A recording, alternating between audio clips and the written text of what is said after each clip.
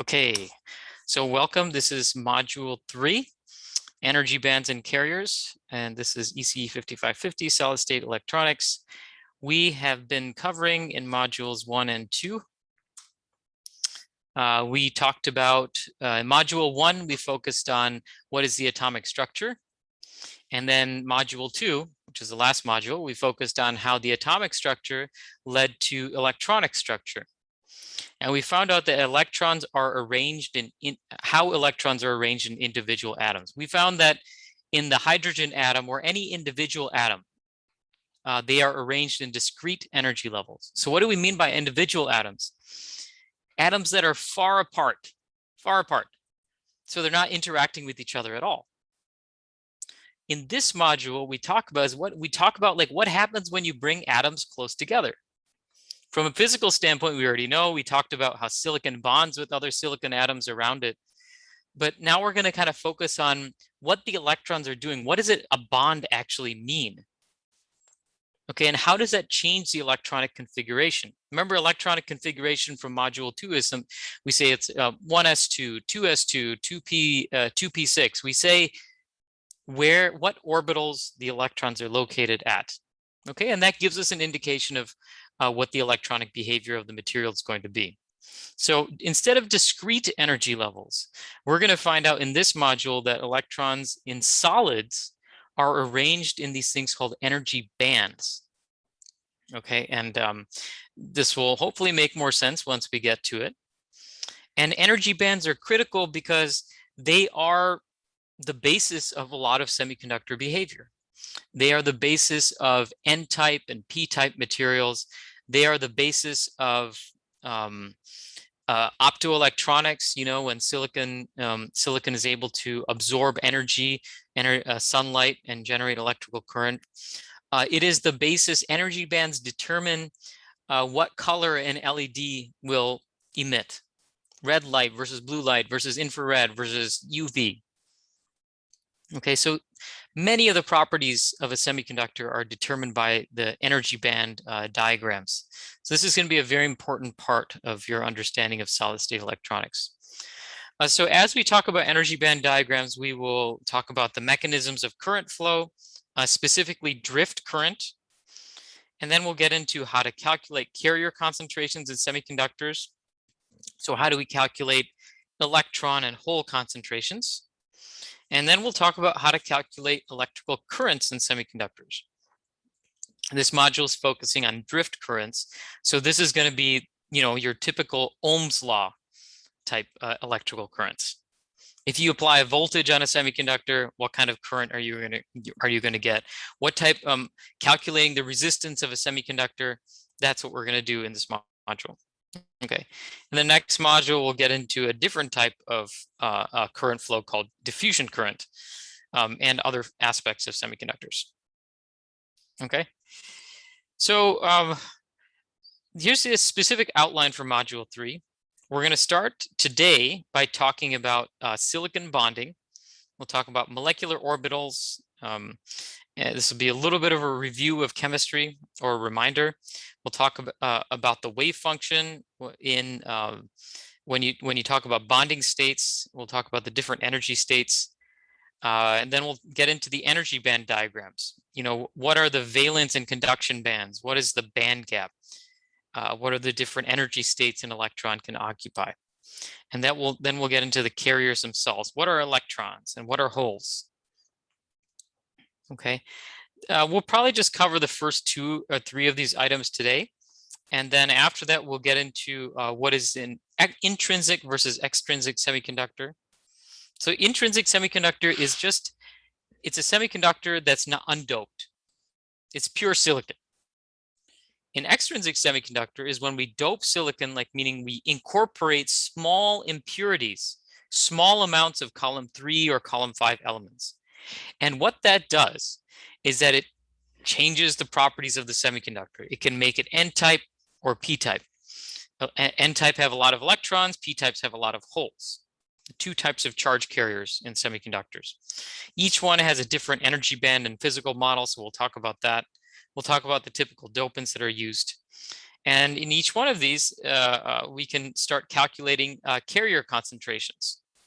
What is the electron and hole concentration? To understand that, we'll talk about the Fermi-Dirac function, the density of states, the differences between undoped and doped semiconductors, and how carrier concentrations depend on temperature. Then we'll get into drift currents. Drift current is one type of electrical current. The other type of current is called diffusion current. So with regards to drift current, we'll talk about physics concepts like scattering, mobility, conductivity, resistance, velocity saturation, and then ultimately we'll get into how do you make a resistor out of a semiconductor. And the last topic we cover in this module is the E versus K diagram, meaning the electron energy versus momentum diagram. We'll talk about concepts of effective mass, direct and indirect semiconductors. Now, this concept is something we talk about in the graduate level class. We don't spend too much time on it in the undergraduate version. This topic will help you understand the difference between direct and indirect bandgap semiconductors. Those are important because the direct bandgap semiconductors are the ones that can emit light. You can make LEDs out of them, but the indirect ones you cannot. Okay, so the class is gonna start getting conceptually heavy right now. So as we go through it, again, it's lots of concepts, so it's important that you keep up to date with the homeworks, keep up to date with the lectures, so that you don't fall too far behind. Okay, so I will try to keep this discussion as intuitive as possible. So I want to start off with a piece of intuition here. Okay, so we started off by saying that if you remember, we said silicon bonds with other silicon atoms around it, right? So our Lewis dot diagram looks something like this. I'll put, a silicon atom in the middle here, and then it forms bonds, forms covalent bonds with other silicon atoms around it. Okay. So we just said that each one of these sticks that we drew here is composed of a number of electrons. Does anyone remember how many electrons are in each one of those sticks? Two, that's right. And what type of bond is it? Covalent. Covalent bond, right. And one other trivia question is what type of bond is it called when you have 4 covalent bonds? The silicon is a column 4 element. It bonds with 4 other silicon atoms around it, 4 covalent bonds. And the hint is, it's that 109-degree bond angle. Tetrahedral, I think. Tetrahedral, that's right. So in three-dimensional space, it actually looks kind of like a tripod like this. You have the silicon atom in the middle, and then you have the other silicon atoms around the outside like this. And if you pick any 2 arbitrary sticks and you look at the angle between them, the angle is always 109.5 degrees. Okay, that's a quick recap of what silicon bonding is, right? But now we're taking a step back. We're taking a step back so that we can understand the intuition of what this actually is. What is this? What is a covalent bond? Okay, a lot of times we gloss over some of these details, but I think it's important for you as scientists and engineers to just remind yourselves of what this is. And these are concepts that are, covered in some chemistry classes, and sometimes they're not, I didn't learn about this until probably graduate school. Some chemistry classes cover it, some don't. Okay, so what is a bonding orbital and what is an anti-bonding orbital? I think it makes sense to start off with this concept first. What is a covalent bond? Okay, a covalent bond is when electrons are shared between 2 atoms. So this stick has 2 electrons. One electron was provided by the internal silicon atom, and the other electron was provided by the external silicon atom. Okay, so there's 2 electrons in here in the middle, and so you have nucleus 1 and nucleus 2. So this is silicon atom 1 and this is silicon atom 2. So, think about just the basic concept of positive charge, and positive and negative charges attract each other. Okay, and like forces, like charges repel each other, right? So these two electrons would repel each other. These two protons would repel each other. But on the other hand, electron is attracted to nucleus, electron is attracted to nucleus. So there's a combination of electrostatic attractions, positive, negative interactions, which are attractive, and then positive, positive, negative, negative, which are repulsive forces. So we kind of have to weigh, how much attractive forces and repulsive forces we have. So it turns out that if the electrons are in between the nuclei, so if the electron density is between the nuclei, meaning the electrons spend most of their time in between there, then that holds the two, that forms a nice bond between them. Because the attractive forces between the electrons and the nuclei outweigh the repulsive forces between the electrons and the nuclei here. Okay. So when the two atoms come together, they form this bond, and it lowers the energy. Okay, it lowers the energy of the system. Systems like when atoms get near each other, they can go into a lower energy state when they're bound together, and so that amount of energy is referred to as the bond dissociation energy. All right, so let's compare that to anti-bonding orbitals. If you bring two atoms close together, they can create something called antibonding orbitals. Now, these are orbitals. Remember, orbitals are mathematical solutions to the Schrodinger equation. There are some solutions where the electron density, the wave function, is large in the middle. So that means you have a lot of electron density in between the two atoms and in between the two nuclei. There are also solutions to the Schrodinger equation which are referred to as antibonding orbitals, where the electron density, more of the electron density is outside the nuclei. And in fact, in between the nuclei, there's a region which is called a node, which is an area of 0 electron density, meaning the electrons don't spend time in there at all.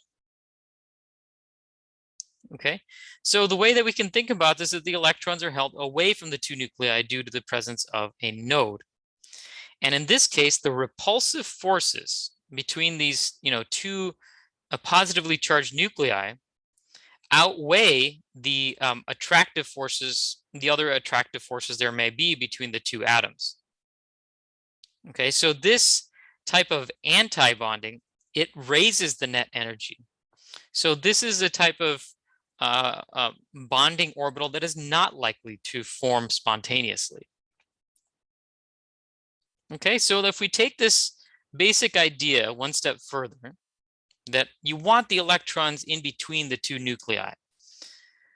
So now we can think about this concept in terms of wave functions so that we can relate it back to module 2. All right, consider that you have two basic atoms here. Maybe if you think the simplest atom of all, like the hydrogen atom, and you can think about the hydrogen atom has one electron in the 1s orbital. Okay, so we have these two hydrogen atoms next to each other. And below here, I'm just going to say that we are going to graph the wave functions for each one of these hydrogen atoms. Okay, and let's just graph each one independently. Okay, so when we're graphing psi1 and psi2 here, this is for the first hydrogen atom, this is for the second hydrogen atom.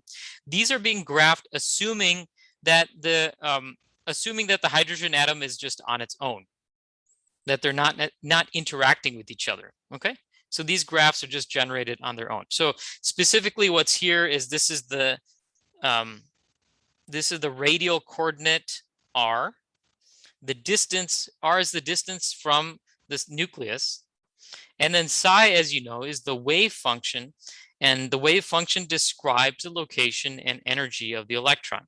And just remember that the way to intuitively think about it is that psi squared, the absolute value of psi squared, is the probability of finding an electron. So the way we think about this is that wherever psi is large, psi squared is also going to be large. Okay? So in a hydrogen atom, there's a high probability of finding an electron near the nuclei, not in the nuclei, but near the nuclei, and that probability goes down as you go further and further away.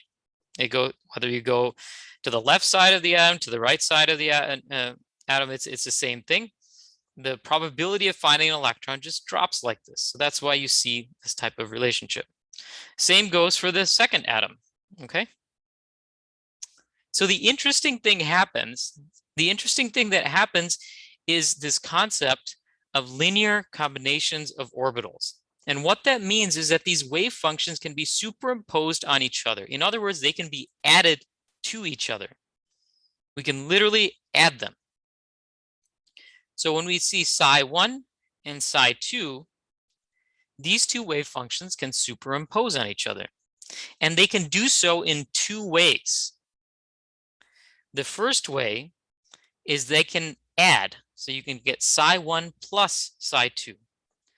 Now this represents a concept of constructive interference, which we talked about in module 2. Okay, these two wave functions can constructively interfere, and in this case they will form low energy bonding orbitals with high electron density in between the nuclei. What do we mean by that? If you were to just mentally add up these two functions, we would see something like this.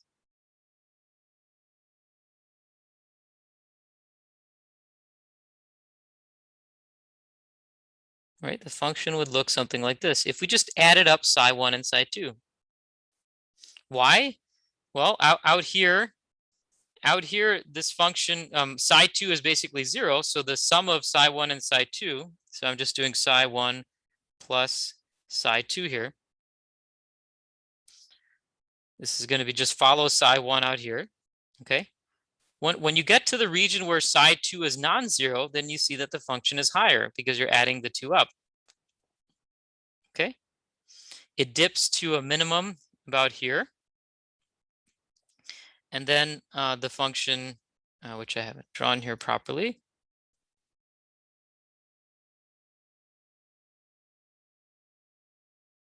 Then the sum, psi1 plus psi2, would look something like this. Okay, any questions? Does everyone agree with this? Thumbs up if you do.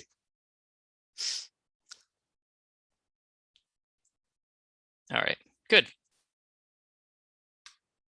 All right. So now I'm going to basically erase that, and this is what we have here. Okay, so psi1 plus psi2 looks like this. You have a peak near the first hydrogen atom, another peak near the second hydrogen atom, and in between there you have a dip, but it doesn't go to 0. Okay, so there's probability of the electron, a significant probability that the electron resides in between the two nuclei, and that's good because that means that this is a bonding that, the more time the electron resides in between them, the more bonding there is between the two atoms. So that's good. You can see out here that the electron spends less time outside. So that means the shape of this wave function is going to look like a bonding orbital. Okay.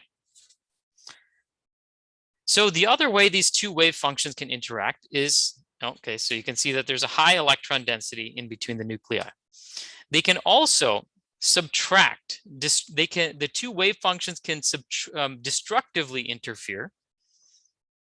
Okay, so we would take psi1 minus psi2, and that would be a valid solution for these wave functions when you have two wave functions interacting together like this. And in this case, psi1 minus psi2, this is what they would look like. Okay, now I want to just think about this for a second, make sure that you understand. So psi1 looks like this. Psi2, if I were to just draw this here, negative psi2 would look like this. Right? So this is negative psi2. Okay, so psi1 minus psi2 would be the sum of this black one here and this red one here. Okay, and that is what you're seeing here. All right, so you can immediately see the difference. Let me erase this so there's less clutter. You can immediately see the difference. Psi1, now you see that there's a high probability that the electron is here, same as before, so that hasn't changed.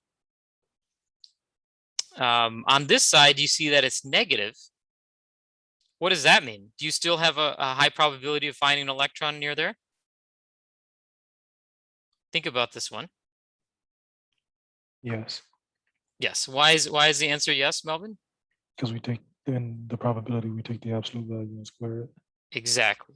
So we take the absolute value of psi and square it. So the magnitude is what matters. So there's a high probability of finding an electron here. There's a high probability of finding an electron here. Okay. These pluses and minuses, by the way, are electrons of opposite phase. So we don't have the time to talk about all the details of that in this class, but the electrons can have different phase as solutions to the Schrodinger equation. Right now, we're just talking about the probabilities of finding them there. Okay, so yes, you have a high probability of finding an electron here, high probability of finding an electron here, but the key point is right here. Wave function is 0. So that means the probability of finding an electron in the middle there is 0. There's low electron density between the nuclei. In the bonding orbital, there's high electron density between the nuclei. And in this one, there's low electron density between the nuclei. Okay. Now, just for your reference to confirm that you understand is the psi1 minus psi2 function, when we square it, it'll look something like this.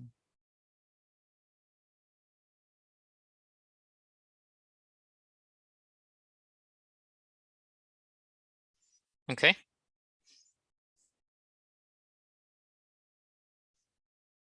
So this is psi1 minus psi2 squared.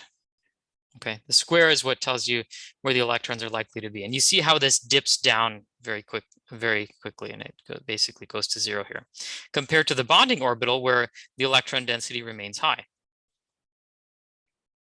All right, so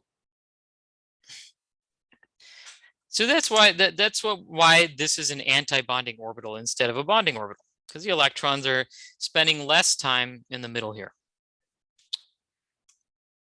Okay, so that being said, let's again remind ourselves, this was talking about the hydrogen atom. And I just want to remind everyone, or even if you're being exposed for this for the first time, just want to explain to everyone like that there's different types of what's called molecular orbitals. Molecular orbitals are these, the bonding orbitals and the anti-bonding orbitals. These are called molecular orbitals. Why the term molecular orbitals? Because these are the orbitals that are in a molecule. Atomic orbitals is when an atom is on its own and it's not interacting or bonding with any other atoms in space. So those S and P orbitals, those are atomic orbitals. That's what the orbitals look like for a single atom. Molecular orbitals are when the orbital shape changes because the wave functions change, when two atoms are close together and they start forming bonds between them. Okay. So in this case of the hydrogen atom, if you take two hydrogen atoms and you put them close together, they can form H2, because you'll create these bonding orbitals. Okay. Now, the reason why the anti-bonding orbital is up here and the bonding orbital is down here is because this is also to give you some kind of intuition about energy. When you take the orbitals on their own like this, they have a certain amount of energy. And when in the case of the bonding orbital actually has less energy than the two wave functions on their own. As a result of that, the two hydrogen atoms would spontaneously bond together. Okay. Now this discussion was also in the context of hydrogen, but I think it relates to silicon as well. So again, if you take two hydrogen atoms that have an S subshell, they can form what's called a sigma bond.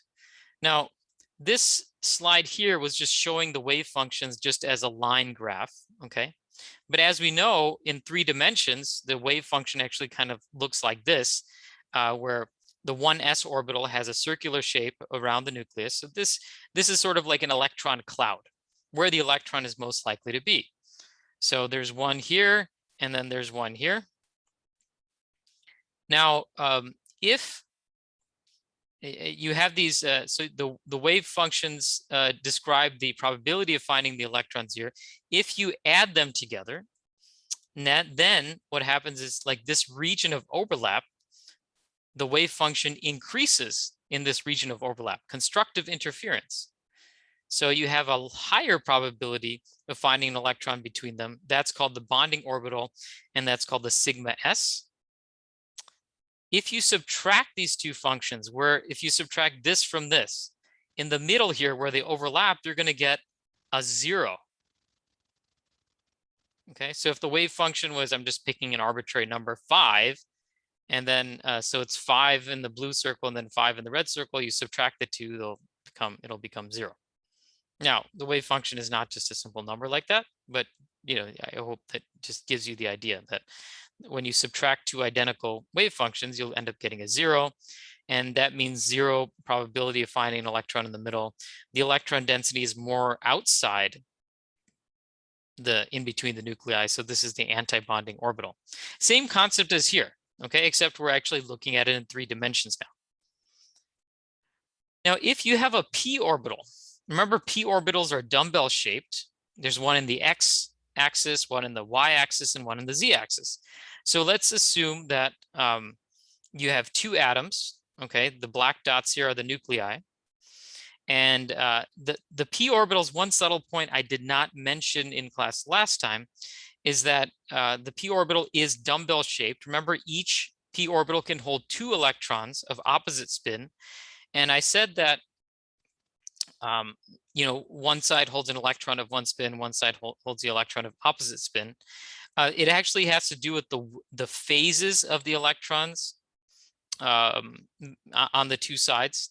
Okay, so now we have to consider those phases when we are thinking about 2 bonding orbitals like this. Okay, if let's say our 2 bonding atoms, which are shown in black dots here. Okay, now they have the px orbitals, and you see how the right side of the px orbital is blue, the left side of the px orbital here is red. Okay, that means they are of opposite phases. So when you add these 2 wave functions up, they destructively interfere. So as a result of that, the superimposed wave function has low electron density in the middle, and then the higher electron densities on the outsides. So is this going to be bonding or anti-bonding? Anti-bonding? Anti-bonding, that's right. And the anti-bonding is denoted with a star here. Okay, so sigma px. So this is a sigma bond with a star, and then p orbital, and then in the x direction.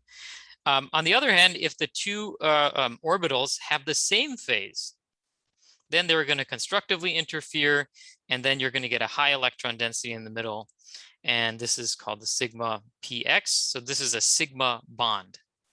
Okay.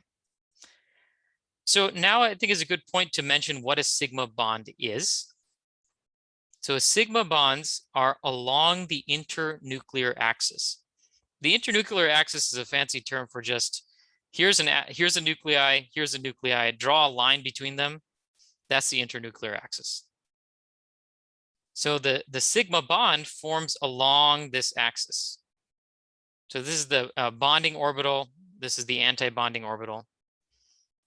With the 1s subshells, same thing. You know, you can form this sigma bond along the axis here. Now, on the other hand, these types of orbitals, the py and the pz orbitals, they form pi bonds, and pi bonds are a little bit different. Let's start with this one here.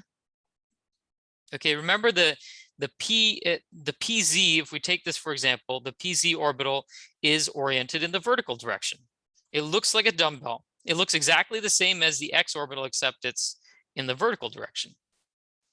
Okay, so let's say you take let's say you have your two atoms like this, okay, and then the z orbital, the p orbitals line up like this, okay, and if you imagine bringing these two together so that they start to constructively or destructively interfere, if they happen to be the same phase, red and red, that means they are going to constructively interfere, and so you end up getting a wave function that looks like this.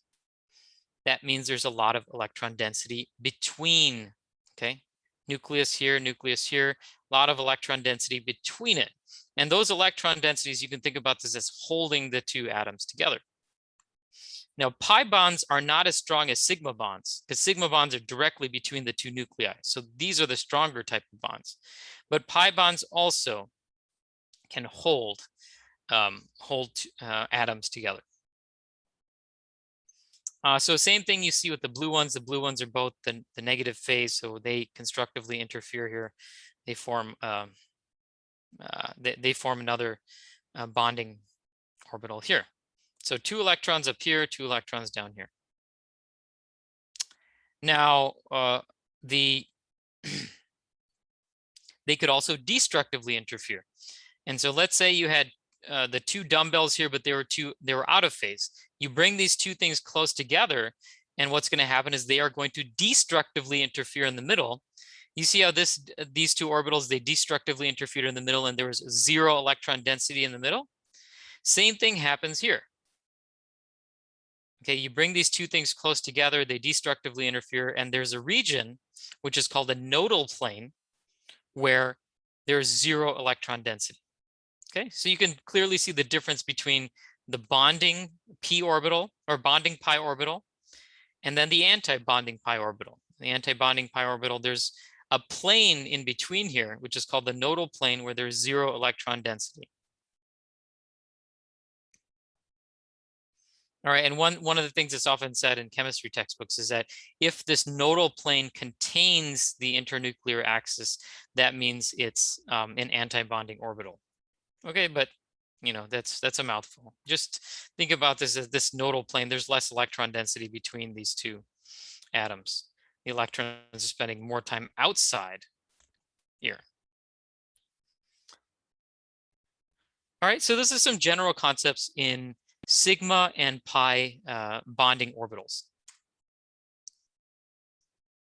There's one more concept I want to cover real quick, which is the energy level splitting. Okay, so we talked about this is your sigma bond and this is your pi bond. We've talked about wave functions constructively and destructively interfering.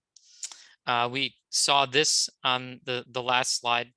The last slide was showing wave functions, and here we're showing the probability of finding an electron.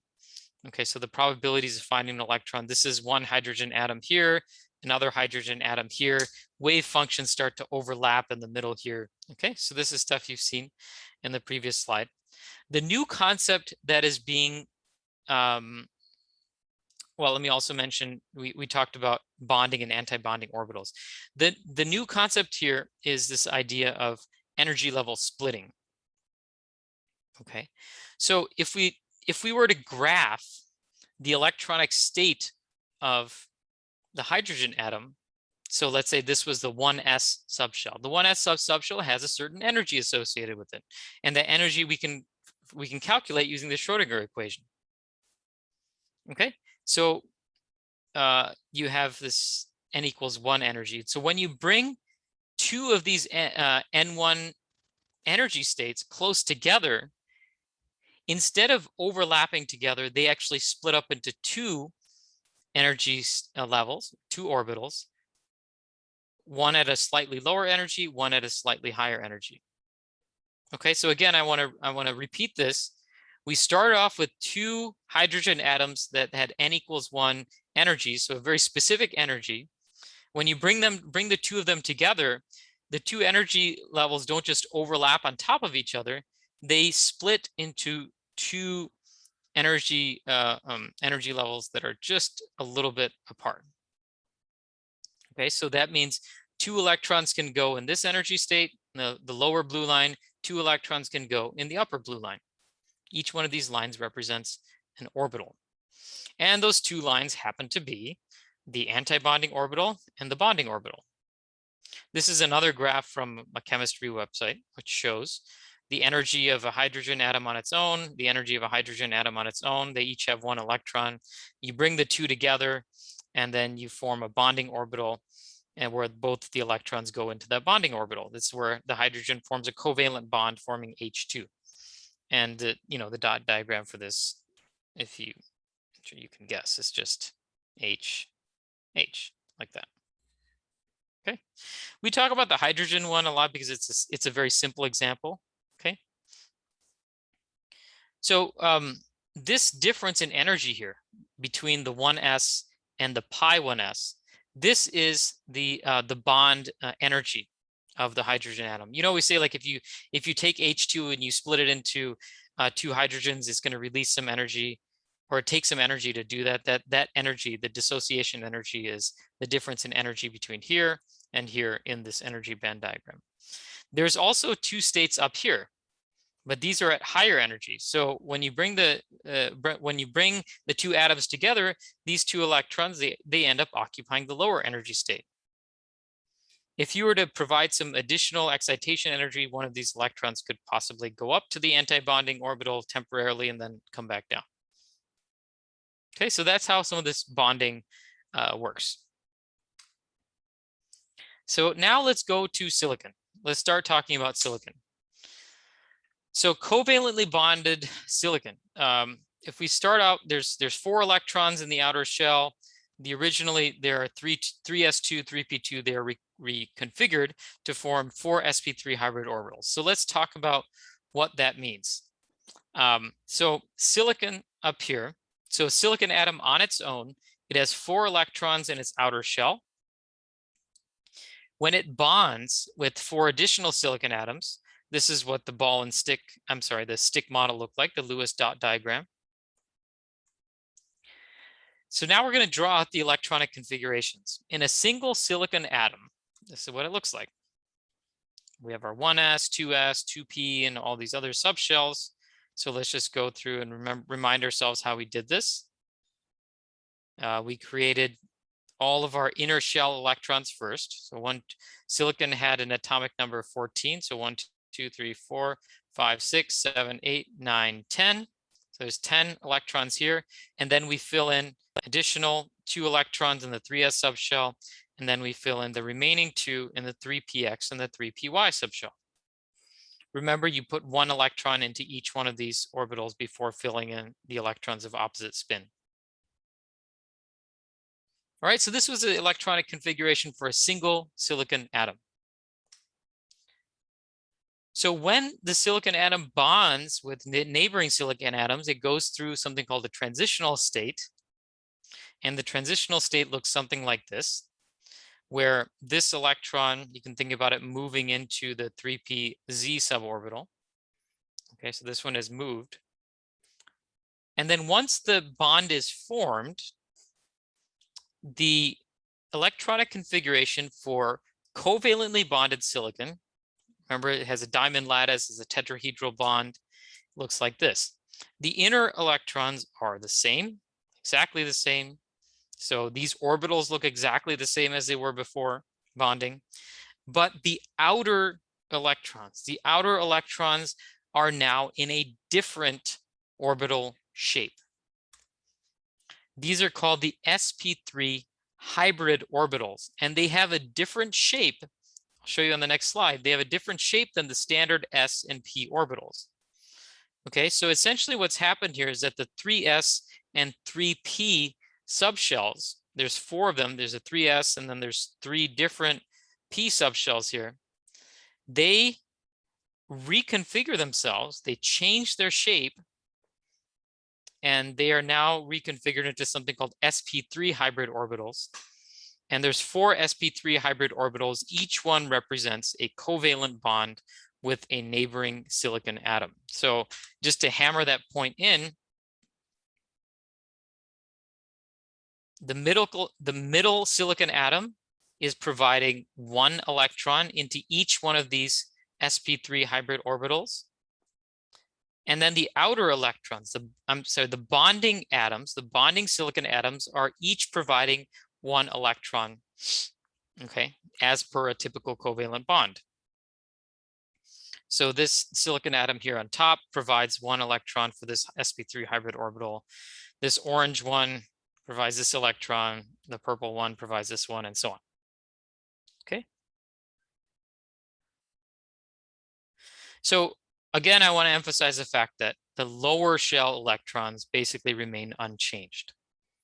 These don't really participate in the reactivity of silicon. So these inner shell guys are just, they're there, same as they were before. Okay, so this concept of hybridization, you probably heard that in chemistry before. Hybridization means the alteration of orbitals due to covalent bonding.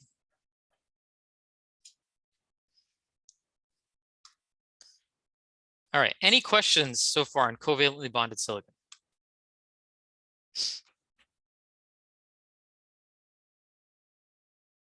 No questions, we're good. All right.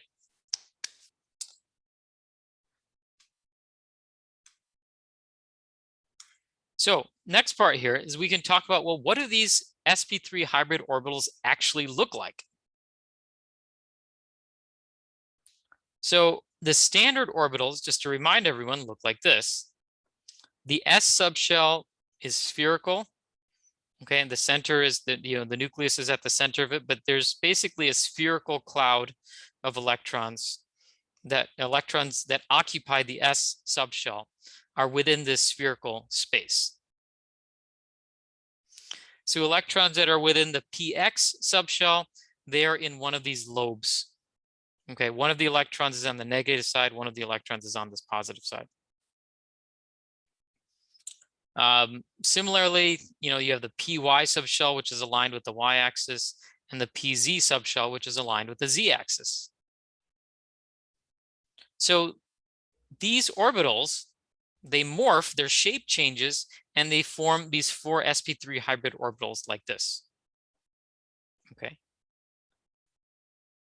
So one of them we can say is aligned with the z-axis, but the other ones are not. I just want to make sure that you understand that. In the standard p orbitals are aligned with the x, y, and z axis, but the hybrid ones, one of them's aligned with the z-axis, but then the remaining ones are not. It looks like a tripod in a 3-dimensional space, and there's an angle of, as I mentioned before, 109.5 degrees between them. So the bond angle actually refers to the angle between the orbitals, the hybrid orbitals. Okay, so let's see what these orbitals actually look like. The p orbitals were symmetric dumbbells, and the hybrid orbitals are asymmetric dumbbells. Okay, and the way that I like to think about this is that, like, you have one, just imagine that you have, this is one silicon atom. So this is one nucleus here. There's going to be another nucleus up here, and that's also going to have this, you know what, let me draw this separately. I think that's better. So imagine that you have 2 silicon atoms like this. Okay, and so these hybrid orbitals are going to look like this.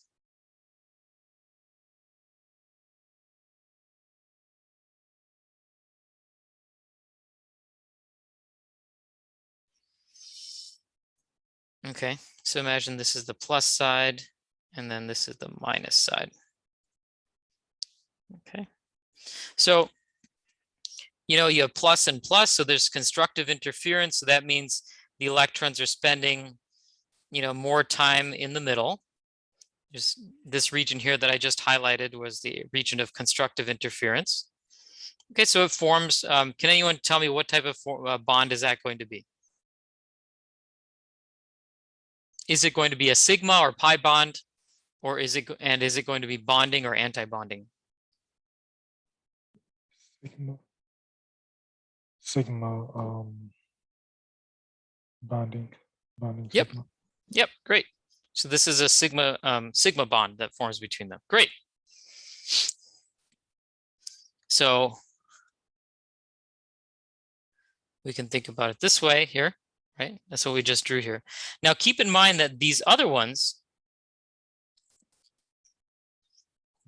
might end up forming well, actually those are sigma bonds too. Because every silicon atom forms a sigma bond with the neighboring silicon atom. All right, so let me just erase this.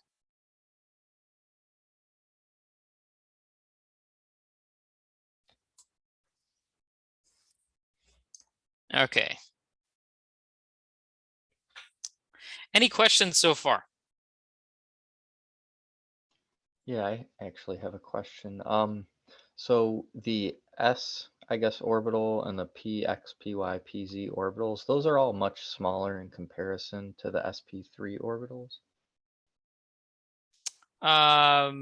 That's a good question. The physical dimensions, how far this cloud extends out, I don't know off the top of my head. The dimensions of the sp3 hybrid orbitals had that one, you know, our reference point is the lattice constant for silicon, the interatomic spacing of silicon, and we can look that one up on Google. But yeah, that's a good question. I'm not sure what the size of these orbitals are on their own, the non-hybrid orbitals. Yep. Okay. So the key point is you have these, you know, the lobes, they constructively interfere with each other. So there's more electron density between there. So that's what's really holding them together. Now, you could imagine the other situation too. So let's say your silicon atom is here and here.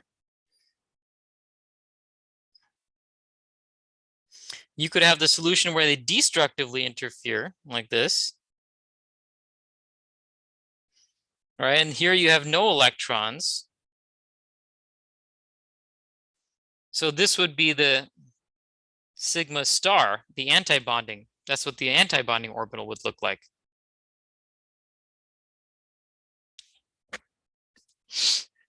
Okay, so even in silicon, we have bonding and antibonding orbitals. Turns out those are very important in its semiconductor behavior. Okay, so now we can talk about the band structure of discrete and crystalline silicon. So we're going to incorporate some of the concepts that we learned about in the last few slides.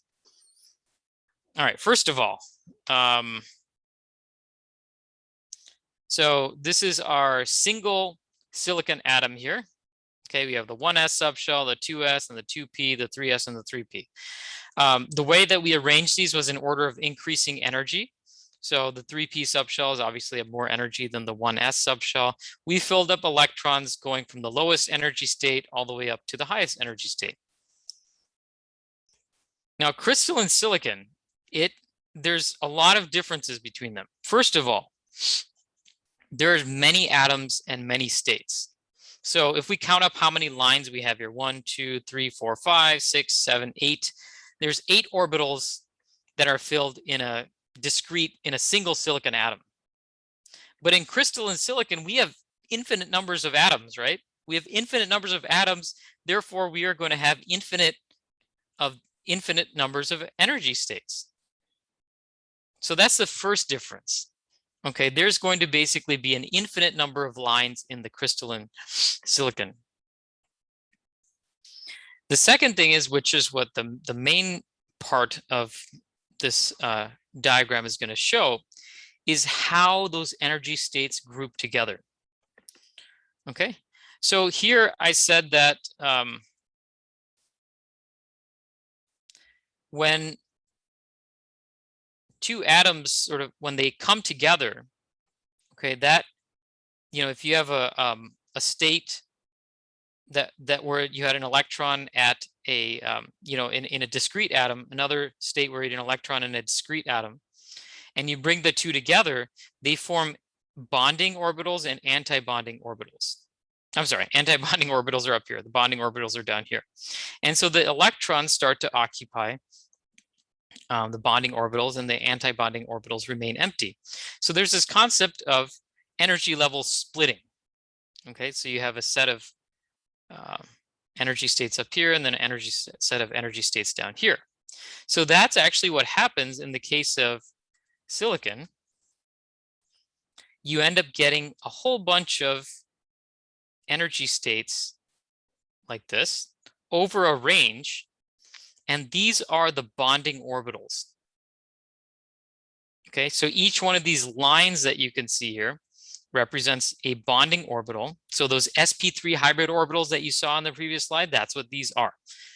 This diagram is just indicating at what energy do those orbitals reside at. So because of atomic interactions, and this can be a bit of a confusing point, but just take it at face value that due to atomic interactions, all the bonding orbitals are not exactly at the same energy. They're at slightly different energies due to this phenomenon of energy level splitting. Okay, they're at slightly different energies. So they're organized like this. Over a range of energies, there's a whole bunch of energy states, a bunch of lines here. And each one of those lines can hold 2 electrons. So these are referred to as the bonding orbitals. And this group of energy states, this group of orbitals, is called the valence band. Okay. So when an electron occupies the state, it is participating in a covalent bond, and those electrons reside in the sp3 hybrid orbitals. Below here are the inner electrons. So you have your 2s and 1s subshell electrons. Those are no different than the individual atom. Okay, they're at the same energy actually, because those electrons actually aren't interacting with other atoms. So their energy doesn't change. But the outer shell electrons, that's the ones where the energy change. So there's a whole bunch of energy states in the valence band representing bonding orbitals, and all the anti-bonding orbitals are up here. They form a range of energy states like this, a whole bunch of lines up here, and that is referred to as the conduction band. Okay, so trivia question. Are the conduction bands, is that going to be mostly full or mostly empty states?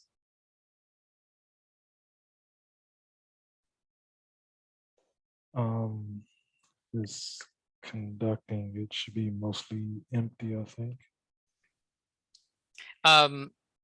You're correct. Correct. Yep. But I just want to clarify one thing, is that, and this again is a point that often that students get confused. I don't know. I sometimes wonder why it was named this way to begin with. Conduction band doesn't mean that it's necessarily conducting electricity. I'll go into more of the details of that later. I guess maybe for now we can think about these being the anti-bonding orbitals and these being the bonding orbitals. So based on just assuming that these are the anti-bonding orbitals, then, you know, we can, I think it's fair for us to say that if silicon is bonded to other silicon atoms, the electrons are residing in the bonding orbitals. Because if they were residing only in the anti-bonding orbitals, then the bond wouldn't form.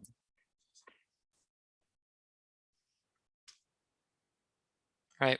Again, with atomic bonding, you want the electrons to occupy the bonding orbital.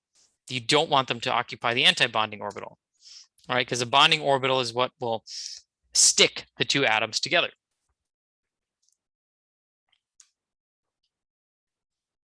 All right. So most of these Antibonding states are empty, and most of these states are full in the valence band. In between them is something called a band gap. And it turns out this band gap is well defined depending on the semiconductor that you're talking about. Silicon has a specific interatomic spacing, so it has a very specific band gap. Okay. Different semiconductor like germanium might have a smaller band gap. Semiconductors like diamond have a larger band gap.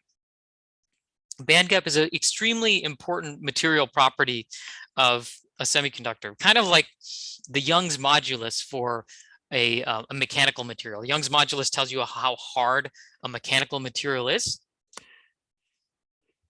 It's a very important property, a mechanical property. The band gap is an extremely important electrical property for an atom. Okay, questions here before we go on to the next diagram here. Yeah, sorry, I have another question. Yeah, go ahead. The upper valence band, like the one I guess right next to the arrow there, and then the lower conduction band. So that's always, I guess, the same if you're talking about crystalline silicon, or can that be influenced? So like your Let me band just gap make sure I size. understand the question here. The upper valence band here? Yeah, like your uppermost valence band, I guess, like limit there. Yeah, that. This one. So basically the two bounds for the band gap. So that band and the lower conduction band. Mm-hmm. Are those always kind of like the same, I guess? Like that band gap's always basically a constant value, or can it be influenced for a crystalline silicon? For crystalline silicon, turns out this band gap is very well defined. It's Okay. 1.12 electron volts. Okay. Yeah, it's a really good question, and it has to do with the interatomic spacing of silicon, and to some extent the bonds that are formed.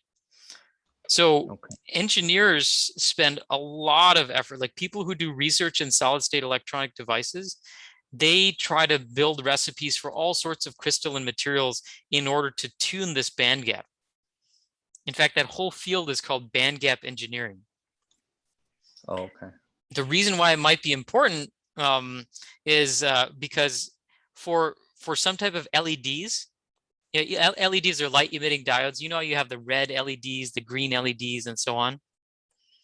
The color of light that the LED emits is directly related to the band gap.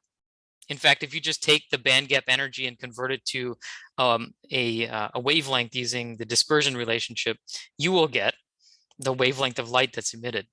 So this band gap is an extremely important property for a crystalline material. And so engineers have figured out all sorts of tricks and ways to engineer a band gap by adding certain combination of materials, certain recipes of materials, in order to change the band gap and therefore get a different color of LED, which is Okay. extremely valuable, by the way. Yeah. The So would that Nobel be like, Prize in Physics was won. The Nobel Prize I believe in the late 90s was won by the scientist who figured out how to create a band gap material that corresponded to blue light, and that turned out to be the beginning of Blu-ray DVD players. okay. Yeah. So anyway, And that can be influenced by what, like interstitial atoms being put into that? interstitial atoms. It can be influenced by lattice strain. Okay. It can be influenced by the alloys, like what combination of atoms that you're using in the crystal. Okay. Okay. So, like for example, I'll give you an example, like aluminum gallium arsenide. There's gallium arsenide gallium arsenide is a 3,5 semiconductor material that has a very specific band gap. If you throw in some aluminum in there, aluminum gallium arsenide, that has a slightly different band gap. If you change the proportions of aluminum and gallium, and then you combine it with the arsenide, you can tailor a different band gap. So it's almost like cooking recipes, Okay. Yeah. except much more complicated. Okay. Interesting. Thank you. Mm-hmm. So when you're thinking about doing band gap engineering, I mentioned that term band gap engineering. The way that some engineers like to think about it is in terms of a very like kind of a mathematical approach to it. So what does that mean? Okay, this band structure that we see here, this band gap and the relative, you know, the bonding orbitals, the anti-bonding orbitals. I hope that you can see in this class that everything came out of the Schrodinger wave equation. Okay, we started looking at like an atom here, right? The atom here, we solved for the wave functions for a single atom. Okay, and then when we brought the atoms together, the wave functions started to superimpose, and you started getting bonding and anti-bonding orbitals. And from here, you can find out electron densities. So if you think about doing this kind of approach in a three-dimensional form, using Schrodinger wave equation to find these psi functions, then you can really basically, if you know what the atomic structure is, a three-dimensional structure, you should be able to figure out what the band gap is. This band gap and this conduction band and valence band stuff, this is called the band structure for a material. It all comes out of interatomic spacing and the Schrodinger wave equation. So if we were to do this experiment where we do calculations using the Schrodinger wave equation and figure out where all the states are, where the band gaps are, then this is what the result would actually look like.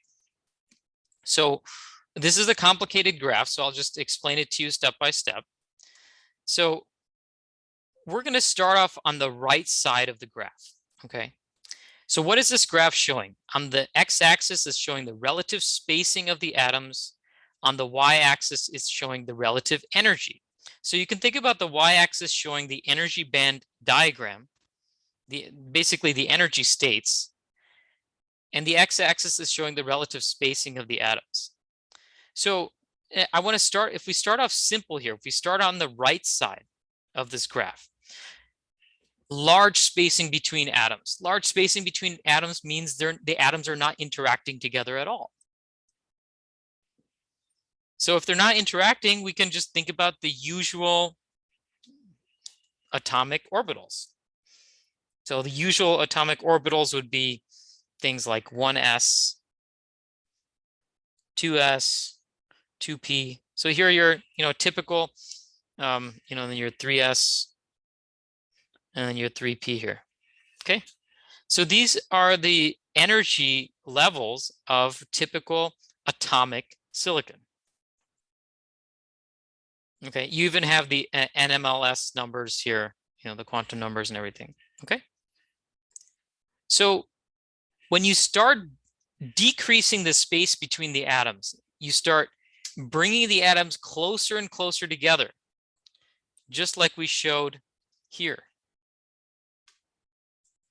When you start bringing the atoms closer and closer together, the wave functions start to interact with each other. There's constructive or destructive interference. And that's when the band structures begin to form.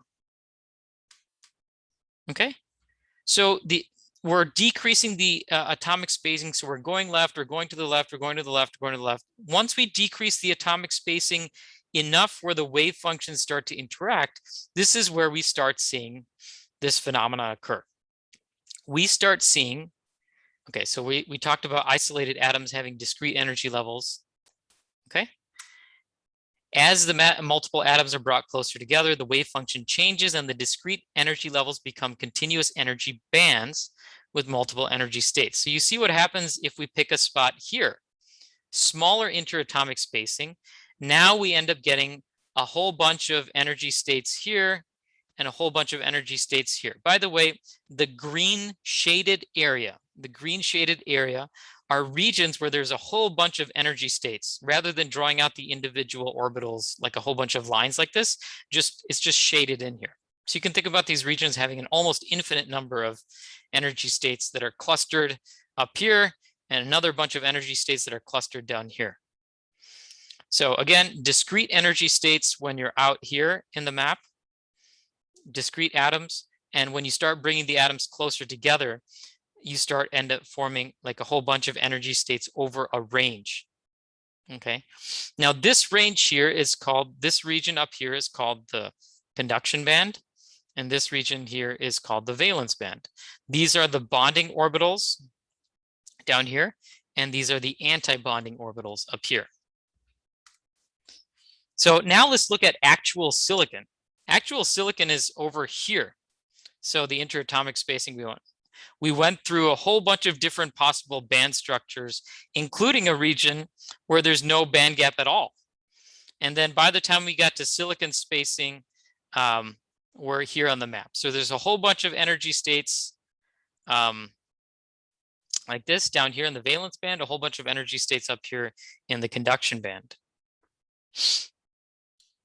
All right, so all of this has to do with the whole band structure that we see in silicon, the valence and conduction band, a very well-defined band gap of 1.12 electron volts. It has to do with the interatomic spacing of silicon. If we pick a different crystalline structure that has a larger interatomic spacing, we might be out here on the map and we'd have a smaller band gap. If we pick an interatomic spacing here, we might not have a band gap at all. And if we pick something smaller, we might have a very large band gap. Okay, so the atoms that you choose to make your crystalline material determine the band gap that you're going to get. So this is band structure engineering. Band gap engineering is all about, you know, choosing a certain spacing between the atoms. And to do that, you know, the researchers use a whole bunch of different recipes to figure out, you know. Okay, so now we're going to introduce the concept of energy band diagrams. So we talked about this diagram here where we said, okay, these are the inner shell electrons. These are all the electrons, I'm sorry, all the orbitals that are in the valence band, and these are all the orbitals that are in the conduction band. Now we don't want to have to draw out a bunch of lines here showing all these energy states and all these energy states up here. Okay, you know, we want to basically like draw this diagram in a very simple way. Okay, so we have our valence band here, conduction band up here. So a simplified version of the energy band diagram looks like this. So the energy band diagram that we are going to be using going forward looks like this. We basically draw the important parts of the diagram. So I think, Corey, you mentioned that, you know, the distance between these two, this is where a lot of the important properties of a semiconductor emerge. The bottom of the conduction band and the top of the valence band.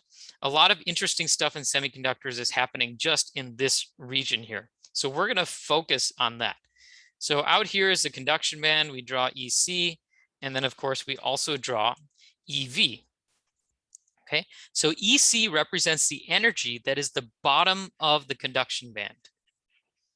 EV represents the energy that is the top of the valence band.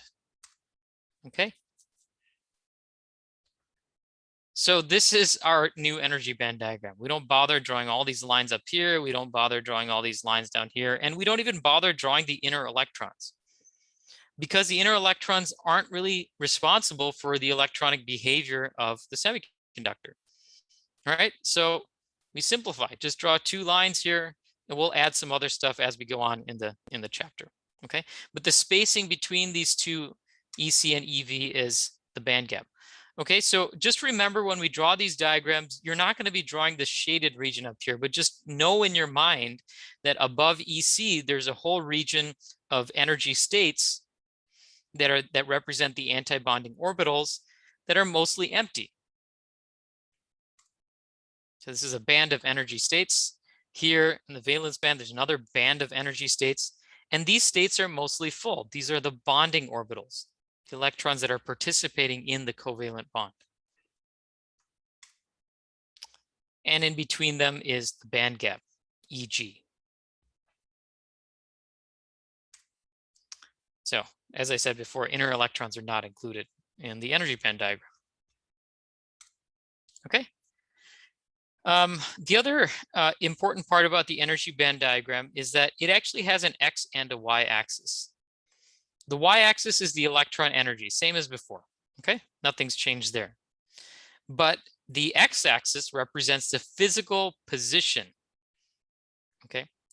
So the way to think about this is that if we had a block, so let's say we had a block of silicon material here like this. You know, this side of the diagram would represent the right side of the block, and this side of the diagram would represent the left side of the block. Okay, that might not make a lot of sense why we're doing that right now, but when we start doing things like p-n junctions, where you have a p-type material and an n-type material, it turns out that your energy band diagrams start looking a lot different. They look like this. They have a bend in them like this. Okay, so this coordinate here, okay, this represents position on the semiconductor, and the y represents the electron energy. Okay, so don't worry about this band diagram if you're wondering why is this bending. I don't get it. There's a whole chapter on it. Okay, I just brought that up right now to show you why the x-axis of the band diagram would represent position. Okay, so we have about 15 minutes left here. So I want to start now talking about electrons and holes, because ultimately these band diagrams are going to describe electrons and holes. And moving electrons and holes is basically where electrical current comes from. All right, so we're going to talk about electrons and holes. What are the differences between them? So many of you know that an electron is the way that electricity is conducted in a conducting or semiconducting material. What you may not know is there's another charge carrier called a hole. So the purpose of this slide is to tell the difference between the two. Okay, so with the electrons, think about electrons jumping from one state to the next. Okay, so each one of these lines represents an orbital. Okay, just like before, each one of these orbitals can hold 2 electrons. Now, what I want you to think about is electrons in a semiconductor. Current is when an electron jumps from one empty state to the other. Okay. Now, just to relate it to this, I did mention that you know, the valence band, most of the states are occupied by electrons. So this is mostly full. These are the bonding orbitals. And then these are the anti-bonding orbitals. And the anti-bonding orbitals are generally empty. Okay, so imagine we have a situation, let's just say, for example, in the conduction band, where there's an electron that's up in the conduction band, and there's a whole bunch of empty states. So we have an electron here. That electron, if we provided a voltage to it, okay, let's say we provided a voltage, okay, and this is the negative side and this is the positive side of the voltage. Okay, and this is our semiconducting material here like this. Which side is the electron going to want to go?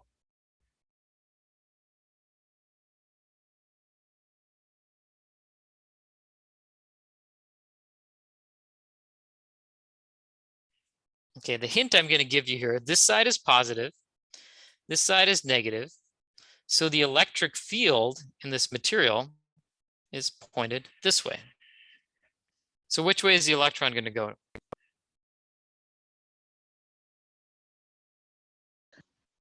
To the right? To the right. Yeah, electrons move opposite the electric field. We're going to talk more about this concept at the end of the module. This is what's called drift current. And if you understand this right now, then you're good. This is basically drift current. Oops. All right. Okay. So the electron, think about the electron jumping from state to state. So it jumped over here and then it jumped over here, and it can continue doing so until it gets to where it needs to go. Okay, it hops between neighboring energy states. Now a hole is the opposite of an electron. Let's assume now that the band is mostly full. Okay. So let's assume that we are in the valence band, where valence band have the bonding, you know, most of the states are full in the valence band. Those are the bonding orbitals. But let's say there happens to be an empty space in some of them, in one of them. Okay. So this absence of an electron, the absence of an electron is referred to as a hole. Okay, and it turns out that the hole is also a charge carrier. It has an effective positive charge, and the hole can also move about the material. So if we did the same thing here, we applied a voltage to the semiconductor material.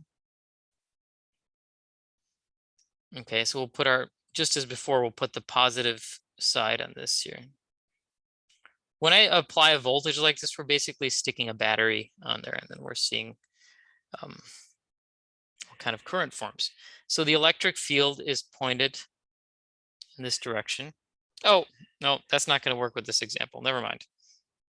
We need the way I've set this up is that the hole is going to move from left to right. So holes move in the same direction as the electric field. So we're going to want our positive here and negative here. So the electric field is pointing from left to right. The holes will move in the same direction as the electric field. Now I want you to see how the hole moves. Okay. A hole moving from left to right requires that a corresponding electron move from right to left. So I want you to see how this works. It'll be an animation. All right. You see it, the electron and the hole are going to change places, and they're just going to switch spots like this. Okay. So I'll show you again. They're going to switch spaces, and so now the hole has effectively moved to the right side, and it can do it again and again and again. You get the idea. So that's how a hole moves from place to place. Electron is a negative charge carrier, and a hole is a positive charge carrier, which represents the absence of a hole. So from this, I hope that you can see that in order for us to create moving charge, the material must have an energy band containing carriers and empty states. So can someone tell me what would happen? What would happen if we had an energy band, where all the states are full?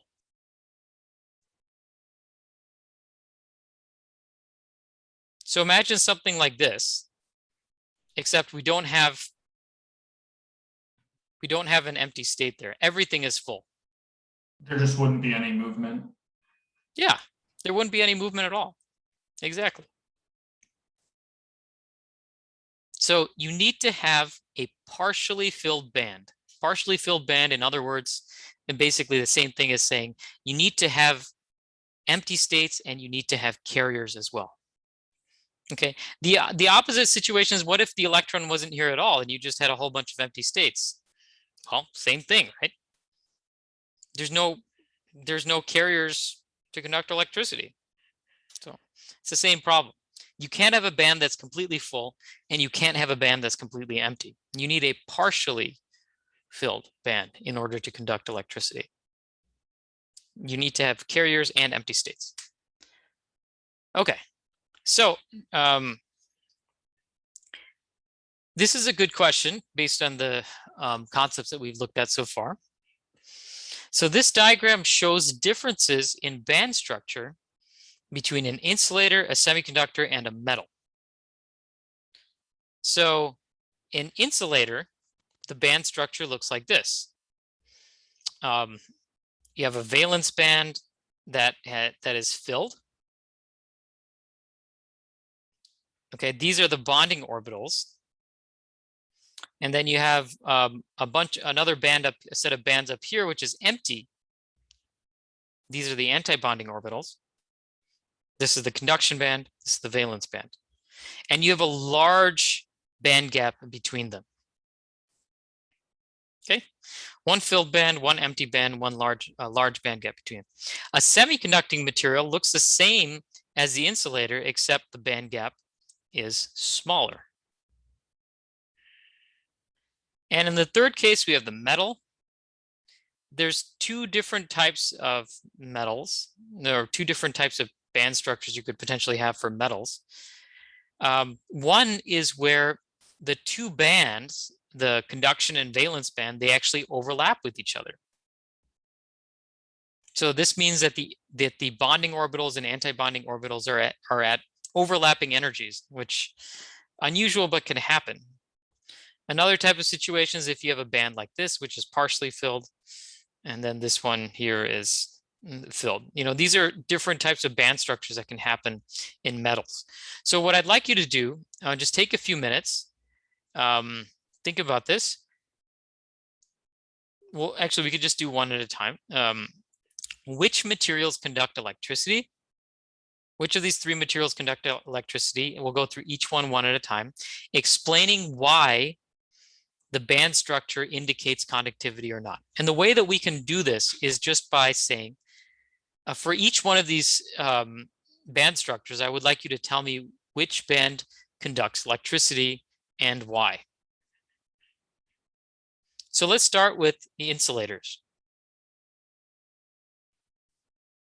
So we'll start with this band structure. So what about this band here? This is it's called the conduction band. Is this band going to conduct electricity? No. No, that's correct. And why is it not going to conduct electricity? Just due to spacing, I think, right? Of the large Simpler, band actually gap and simpler answer than that. Oh, you're already thinking ahead, which is great. But just a simpler, you know, not anticipating what you're going to say there. Like this simple answer would be just that there's all empty states. There's no carriers.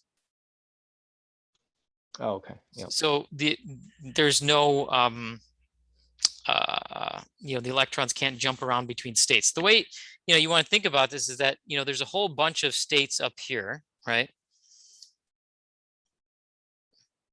Each one of these lines that I'm drawing here has a whole bunch of, each one of the lines I'm representing represents an orbital. So if you have an electron up here, it can jump from state to state like this. Okay. Within the band, it can move around.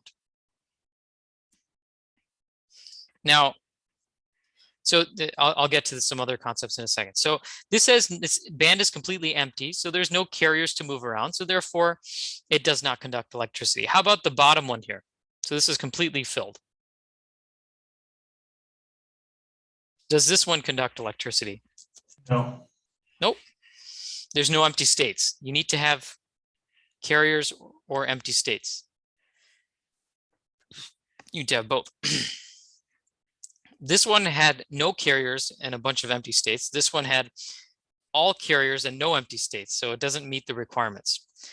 Now, let's go to the metal here, and we'll come back to the semiconductor. In the metal, what do we have? Here we have a filled band. Does this one conduct electricity? Does this band conduct electricity? No. Nope. It's the same one as the insulator. This one here, this one says, it indicates to us that this is partially filled. That means it has electrons and it also has empty states. And the way that we would draw that is, I guess we could just say that we could draw a bunch of electrons here like this to show that there's states and those states are occupied by electrons. And there's also some empty states up here. So this is the ideal situation for making a conductive material. You have electrons and then you also have empty states. So this band is conductive, highly conductive. And how about up here? This is when two bands are overlapping to effectively make a single band.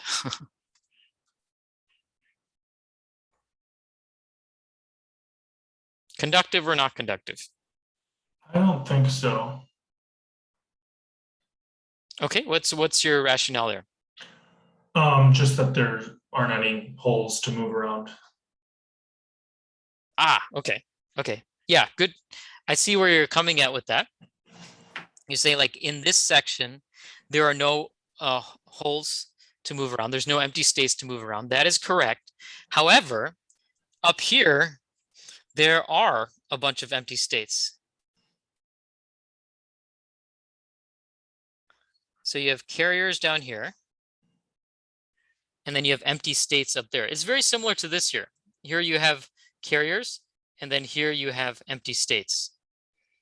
So when bands overlap, it's kind of interesting that when bands overlap like this, they can actually, it effectively produces just a single band.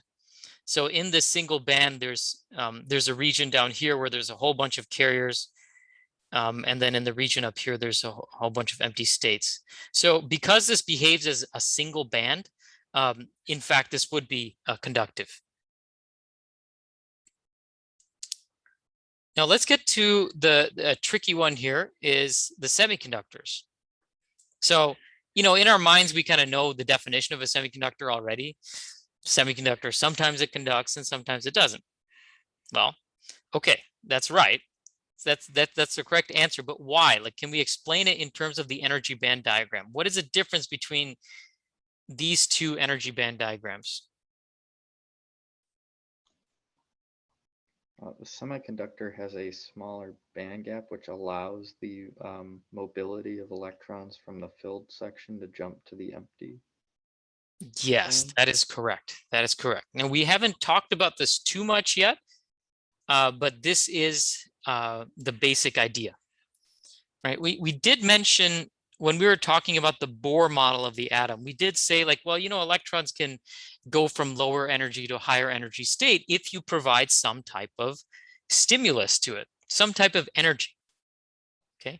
And the way that can happen in a semiconductor material, the way that could happen is by one of the ways is by temperature. Okay.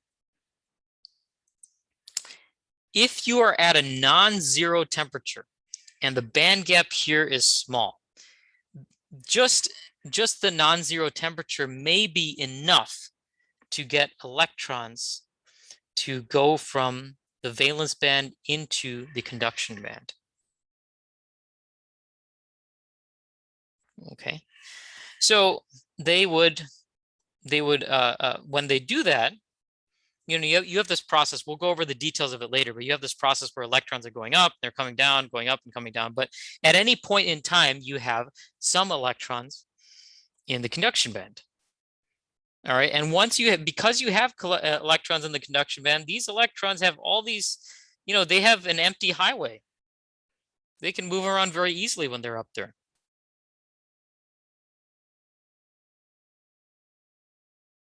Okay, versus an insulator, the electron needs a lot of energy to get up into the conduction band.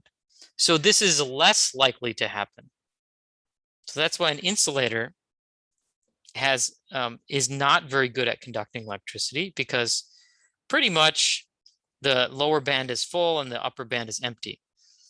Now in a semiconductor, because this band gap is small, non-zero temperatures can move electrons up into the conduction band where they are where they can move. Now the other interesting part is, and we'll talk about this more next week, is that when the electron goes into the conduction band, it leaves behind a hole. And guess what? That hole can now move around too. So the electron and hole are actually created in pairs. And so, you know, like at non-zero temperature can make both of the bands conductive, which is quite interesting. So how about like, what if you're at absolute zero? Will your semiconductor conduct electricity?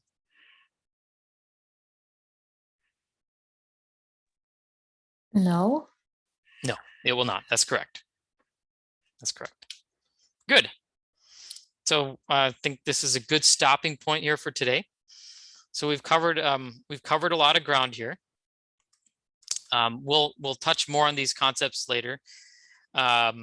We've talked about energy bands. We've talked about electrons and holes.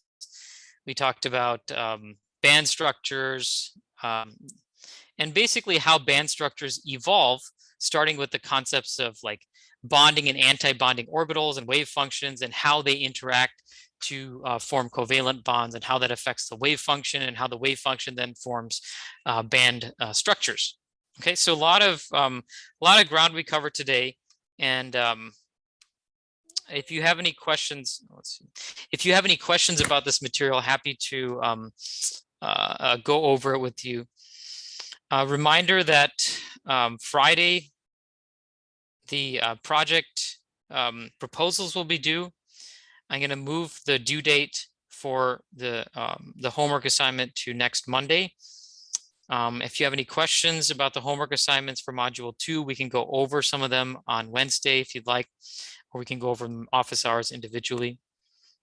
Okay, and next time in class, we will cover more on charge carriers, intrinsic versus extrinsic semiconductors, carrier concentrations, and then we'll probably leave this for the following lecture after that. All right. Any questions today before we conclude the lecture?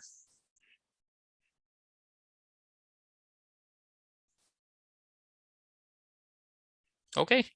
All right, everyone. See you Wednesday. All right, thank you. I'll stick Thanks. around. If anyone has any questions, I'll stick around. If no one, then I'll head out. Thanks, everyone. Thank you.